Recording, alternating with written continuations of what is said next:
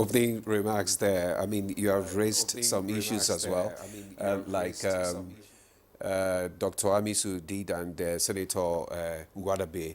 Now, I mean, we intentionally left you so that you could react to all the issues that have been raised, the issue of the misalignment of interest, which he talked about, the problem between the executive and the legislature, and so many other issues that have been raised today. And just like we said yesterday, it's just the issue of these oversight functions as well. So tell us exactly, you are still in the National Assembly. What exactly is the challenge? Thank you very much. I got worried when my colleague here, Doctor, used the language that if we have any problem with our current democracy, the legislature is responsible. Yes. And if you look at that statement, you would, and the realities on ground, you know that that is not true. Okay. Take the selection process for legislators, for example. In the state assemblies, it is 100% determined by the state executive. And so you end up having no legislature at the state level. At council level, local government, there's no local government functioning in the country anyway. So it's both the failure of the executive and the legislature at the local government level. At the national level, in those days, those you want to get rid of from state local politics, you send to Abuja, you know, so you facilitate their victory. And when they fall out of favor with you, you send them back in again, you know. So at the end of the day, it's somebody somewhere pulling the string. So we don't get what we deserve, as it were. So these people that emerge through such processes, what would you expect from that? But having said that, I know that there are many, particularly those of us who came from backgrounds that are not aligned with the party in power in your state. You were able to come out independently, as it were. So there are many who are noble men in the National Assembly and in other legislatures across the country.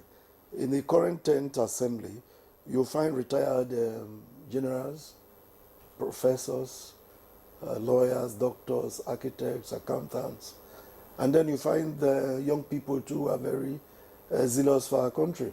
So, but to use one brush, to just look at everybody and say, oh, everybody in the National Assembly is not serious, is after stomach infrastructure and all of that.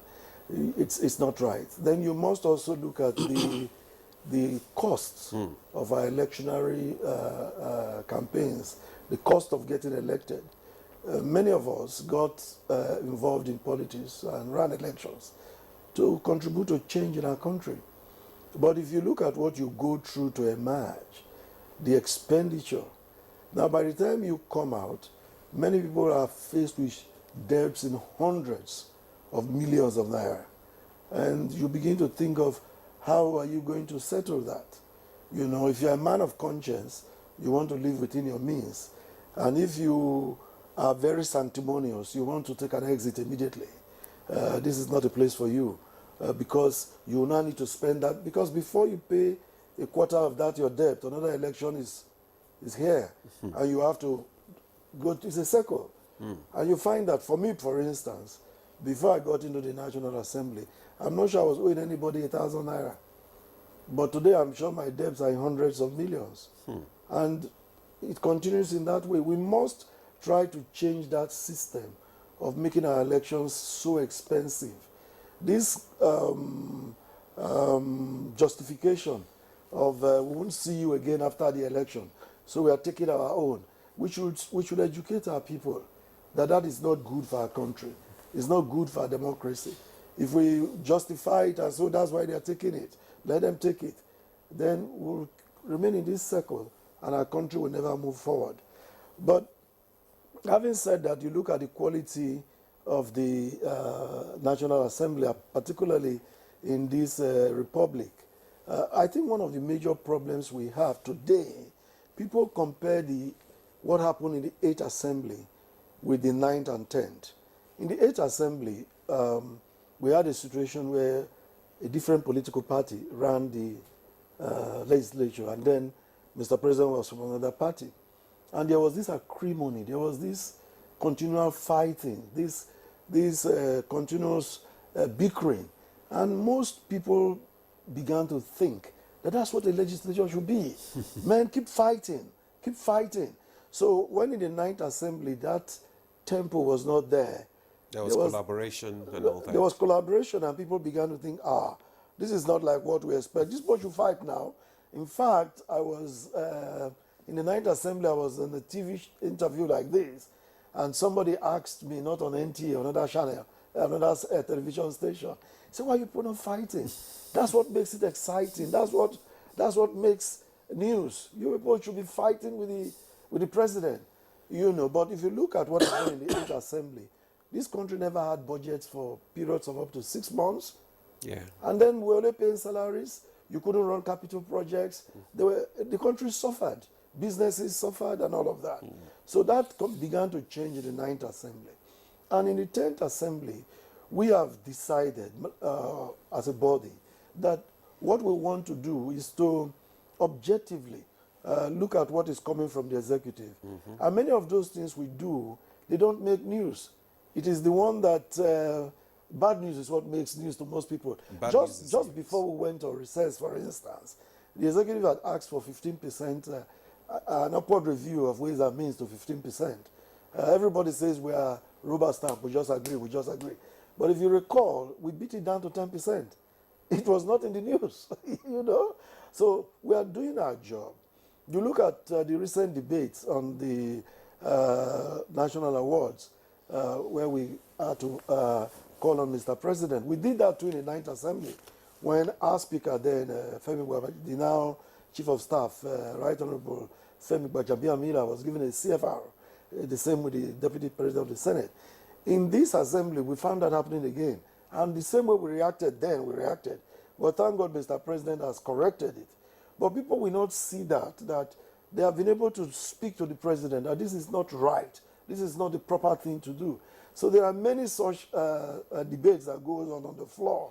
But these are not what Nigerians are expecting. They're expecting a combative situation, a fight going on. But we are looking at what is good for our country, national interest, national development. What can we do to leave this country better than we met it? You know, and for us who are members of the ruling party, our caucus believe that we should engage with the presidency. This issue, how do you want to deal with it? Yesterday somebody was talking about how many budgets we are running. There's this development that happened in this 10th Assembly. A budget amendment was now conceived as supplementary budget. And somebody was talking about several budgets running at the same time. There's a difference.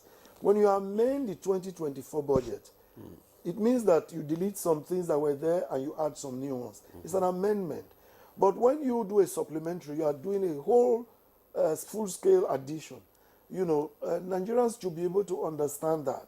So we did an amendment to the 2024 budget. So if you refer to the 2024 budget today, you will, just like you talk about the 1999 Constitution, you will say as amended. I want us to look at the positive side. There are a lot of negatives. There are many avenues for us to improve, particularly in our oversight. And I'm glad that many of our committee chairmen are ensuring that when we go on oversight these days, the logistics are not provided by the MDAs we go to oversight. And there are a lot of developments. I don't want to be specific to mention names of agencies that have had to get into trouble because of this approach. And you know, in the press, we've had a situation where many agencies have been threatened with being arrested. The Public Accounts Committee, for instance, of the 10th Assembly, has issued orders for many MDAs to refund monies to the Consolidated Revenue Fund of the Federation. That does not make news. But those orders have come to stay. It is now left for the executive to execute them. And that's why we're also proposing in the 10th Assembly an audit tribunal, so that when we finish our job and some agency or an official has been indicted, a probe, an investigative report has come out, the person goes and faces the audit tribunal. Okay. That's what we're working on right now, Beautiful. to ensure that whatever we come out with from our oversight, we give a bite to it. Otherwise, many of these things are now again left at the mercy of the executive. And this is the challenge we have in Nigeria's democracy. Otherwise, in the United States, for instance, you dare not ignore the summons by Congress. You dare not. And then when you appear and you're found guilty, man, you pay for it. Yeah. People lose their jobs. People face prosecution. People go to detention for that. So the legislature is treated with respect by operatives in the executive. But in Nigeria, we have not seen that happen. Is it as a result of the relationship between the legislature and the executive that we could not see this kind of thing happen? No, it's not that relationship. Even if you look at the Obasanjo period, where he was more or less wanting to muzzle the National Assembly, you'll find that heads of ministries, departments, and agencies of government, they responded to the summons of the National. If you don't respond, Mr. President, then he won't take it from you. But then take the 8th Assembly, 9th Assembly. People will not respond and they go on doing their job. Okay, People will not be approved for, cleared for offices. They go on doing their job. So it's as a result of the failure. Can I interject? Sorry, can I leadership at the executive level. Can I interject here? You've said so much, and I only hope I can still remember some of the questions I would like to ask you. Regarding the audit, that's very fundamental. Yes. I would like you to give us more insight, you know, on what it entails, the content, you know, and when is it becoming a public, you know, issue? When will the public get to know about it, and how does it work? How will it work? That's one. And then I also like you to clarify when you said that if democracy, doctor said if democracy fails, the National Assembly should be held responsible. But you, of course, didn't agree to that, and you made reference to, you know, the involvement of state executives. And I'm asking, democracy is simply listening to the voice of the people, and as leaders, giving them a voice and acting in the best interest of the people. And the best interest of the people is, for instance, they're able to go out to the petrol station, buy fuel. They are able to have 24-hour electricity supply. They're able to travel to and fro, you know, safe, pay school fees, security, infrastructure, and all. Are you now saying it is because the blame should go to just the state executives because they allowed people to come to the National Assembly?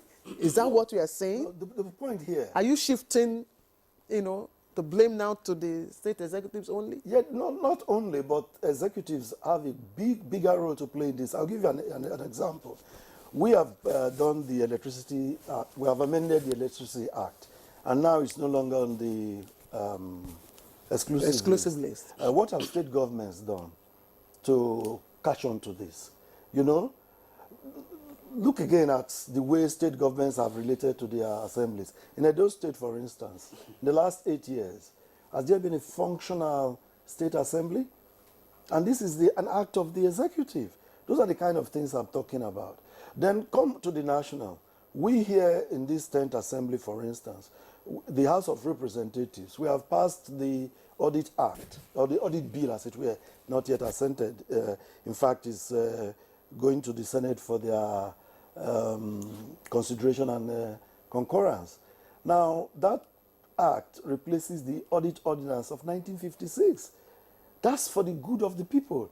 All these kind of things ensures that there's probity in government, and that built on that, that's where the tribunal, the Audit Tribunal comes up, so that when you are caught by the Audit Act, you face the Audit Tribunal. We are hoping that when this gets to Mr. Is President... it an act now, or still, you just said it was a bill? It's a bill at the Yes, moment. so It's it not has yet an not- act. yes, it's when not it yet an gets to Mr. President, we're expecting that he would give assent immediately, such that this... And the interesting thing about this is that this is even referred to in the Constitution, but in the military era, it was a military tribunal, as it were. So there's a need to give it a legal backing for it to become a civilian thing. To give it force. Yes. Force of law. Yes, like the Public Accounts Committee in the military area was military and more tied to the executive. But in the Constitution, the Public Accounts Committee, which is the only constitutional committee, is operating from the legislature. So that tribunal that we are working on now, we hope Mr. President will give speedy assent. When that happens... Is it a private bill or an executive bill, or...? It's a private bill. It has to be because we have got this blame that you do all these probes, you do all these audits, nothing come out of it. And we are thinking, what do we do to ensure that after we have found somebody guilty, as it were, you have said return so and so amount of money, and you pass this on to the executive and nothing happens, and people keep blaming you, what can we do? So we are thinking that the best way out of it is to set up a tribunal, specialized tribunal that will deal with such cases, so that when anybody, heads or agents of any of the MDAs, is caught in the act, you face the tribunal and you know that there's consequence for that. But if you think that if it goes to the executive, you are part of the executive, nothing will happen, then the country won't move forward at all. So there's a lot of improvement that will still take place. This example I've given you is one of those that I expected that the media will pick up. And, you know, but you're just telling us. No, but our other paper is in the public domain. Our debates are in the public domain. But you will not get this from the media. Take the discussion on the award for the speaker. You know, somebody moved a motion to amend the original motion that we should reject the CFR. And that motion was stepped down. But the next day, the papers went ablaze. House of Reps refused CFR. And that was not the key thing. In fact, that was not the issue. That's why when we call upon you, you answer, when you come, when you oblige us, you throw more light, and you know people get to know what you're doing. Now the audit Claire, bill. I think he has raised a lot of issues concerning media as the fourth estate of the realm. The fourth estate of the realm. Because the way we project, you know, some of these issues as well tells more, you know, to what is happening. It will help to probably change the mentality of Nigerians, because it's what we bring out that Nigerians will react on. I agree, but I still yes, because would like members of the National Assembly to be responsive to press invitations, especially, you know, conversations like this. You invited me yesterday. Yes, but you're just one of the few. See, but I take exception to this SUV thing you talked about. Yes. Because in the Ninth Assembly, for instance, yes, we were all given, I had a Camry as my official car, and that's what everybody had. Now, judges, even some top executives, they drive better vehicles. Yes. I don't see what is the big deal. When I came from the banking sector, 20 years ago, I already had a brand new Prado from the bank. Yes. And nobody, it wasn't on any newspaper page. Yes. But then, as a member, honorable member of the House of Representatives, who traveled a lot at the bank, what was I doing? From my house to the bank and back, and that was it. But this time, I had traveled to my constituency and back, and several oversight visits. And with the state of things in this country, I get a Camry in the Ninth Assembly, and the country went wild. And then in this assembly, I get a Prado that I started driving 20 years ago. And then everybody makes noise about it. But I think we are, for an academic who subscribes to this popularist thought. Because what you taught us in school, general studies in 100 level, is logical thinking. Yes. We have a responsibility, those of us. I saw a professor who made a post. Education budget is this. Meanwhile, 469 people are sharing this. Yes. A university professor, I gave him a call. You really believe this post you have made on social media? You taught us in school. Is this money being shared by 469 persons? Have you heard of the National Assembly Service Commission? Have you heard of the Nigerian Institute for Legislative and Democratic Studies? Have you heard of the National Assembly Clinic? Have you heard of the bureaucracy of the National Assembly?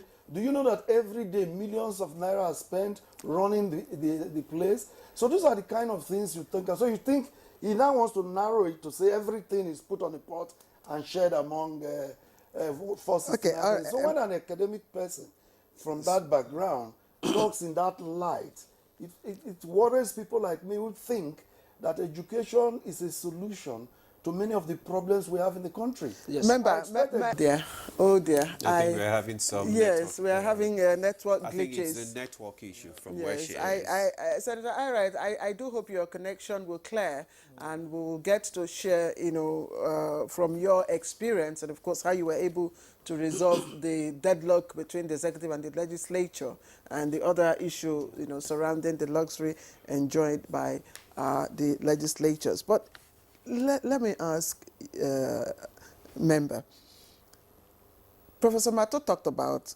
collaboration and not confrontation. And of course, that the National Assembly is popularly known or publicly known as rubber stamp and all of that.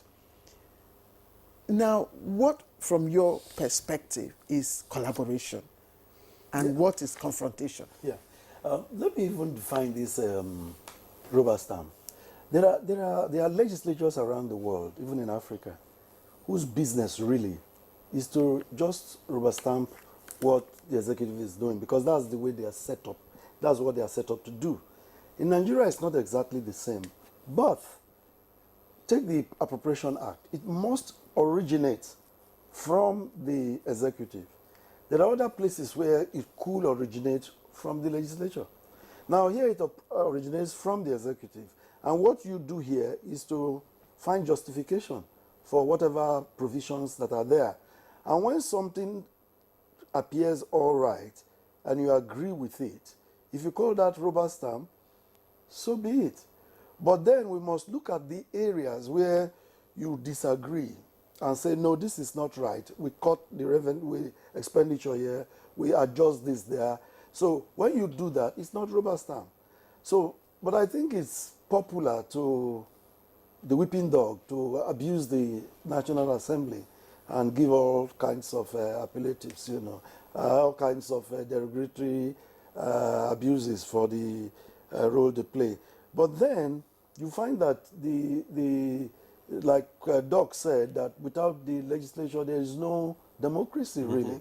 And the current National Assembly is doing the best it can, and the fight that Nigerians experienced in the 8th Assembly, I pray it doesn't happen to our country anymore. I pray it doesn't happen again. Collaboration means discussion. It means dialogue. You bring in the budget, you first bring in your MTEF, the fiscal policy paper. We agree on our benchmark and all of that, volume of production. We agree on what we want to see in our country in the next 3-5 years. There must be that meeting point. Then the budget comes. Then you look at the specific provisions and you question them. Then you go on to do the oversight that is necessary. That is collaboration. But where the budget comes and you say, we are not looking at this budget unless Mr. President bows before us. It makes no sense. That is, to me, is playing to the gallery that the former NAS official was talking about via Zoom, and some petty, selfish power tussle between both arms, who is superior. And then when two elephants fight, the grass suffers. When you screen appointees, what specifically and precisely do you look for? Because there are cases where some nominees, even with some baggages, have passed through your radar. Now, what happens is this. First, the issue of screening constitutionally is a Senate prerogative. Just like we say that appropriation is the house thing, because by our numbers we can vote them down, and that's why they never want to join sitting. But then, for screening, they are asked to bring in their copies of their credentials, as elaborate as they can make it, and that is sent ahead for study by each member of the relevant committee. Then they make their own input in terms of what they think, their own recommendations, questions they want to ask. All this happened before the nominee appears before the committee. What most people see is the television show. But before that, these papers have been sent in, they've been scrutinized, the security service have been asked to make their comments, their backgrounds check have been done. So you get some of them that are clean and good to go. So what you want to ask such is what they want to do for the country going forward. But then if you have those who have just left service, maybe a senator who is just left service, you don't really have a lot to do in that camera cover, that news coverage time, But these kind of checks take place before the public engagement. I've almost forgotten to... Yes, I wanted to call you Chairman, House of Representative Committee on Rules and Business, and member represented Ugweli North and South Udi Federal Constituency. Thank you so much. It's my pleasure. All right, so we hear more from you. I also want to thank Dr. Abel Daniel Ochigwo, former Deputy Clerk, Administration, House of Representatives, National Assembly, and President, CEO, Creativity Management Consultant. Thank you so much, Dr. Ochigwo, for joining us yesterday and also today. Thank you for your contribution. Thank you so much. All right, indeed, we'd like to say thank you to everyone who's joined us for this conversation. Today, conversation has been very robust, but it hasn't ended yet. We'll find time again to revisit this topic. And I'm Claire Adelabu Abdulrazak. Bye-bye. All right, I'm Ademola Adio. Thanks for joining us. Have a wonderful day.